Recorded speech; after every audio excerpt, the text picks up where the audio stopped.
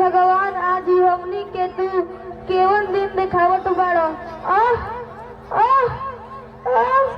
का बात बा सुखिया, तू इतना परेशान काहे बाड़ू?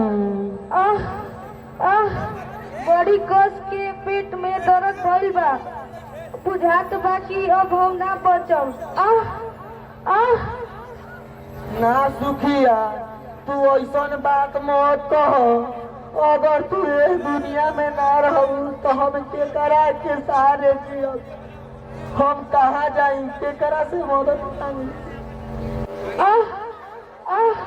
अब हम ना जियो।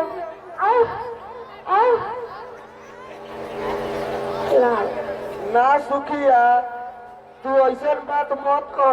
हम अभी कोनो डॉक्टर के लेके आवत बानी, धीरज धरो।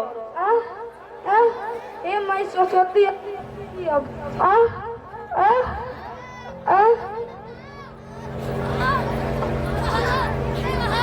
का बात बा सुखिया, तू इतना परेशान काहे अभी?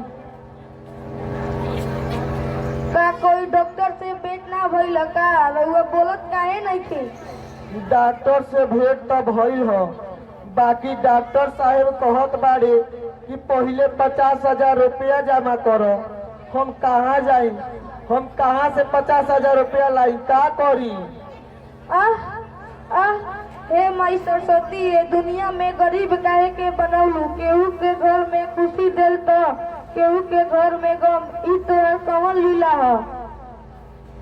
ना सुखिया, अभी हम केकरो से मदद मांगत बानी। हम अब केकरा से मदद मांगी? कहाँ जाई?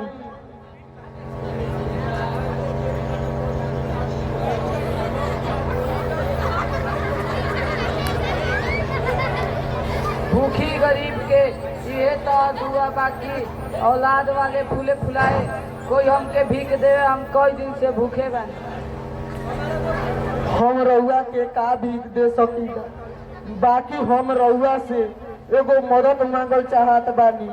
हमार पत्नी के पेट में बड़ी जोर से दर्द बा, हो सके तो ओकरा ठीक करी।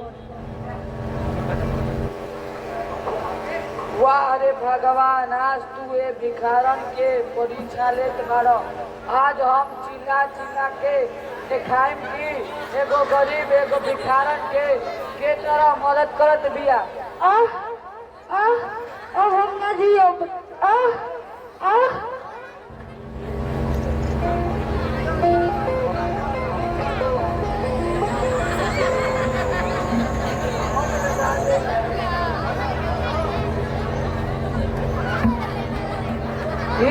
और लड़की भइल बिया।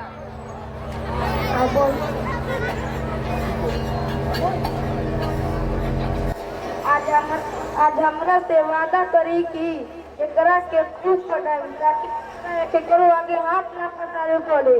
खाई हमर कसम की एकरा एगो बड़ अफसर बनाई।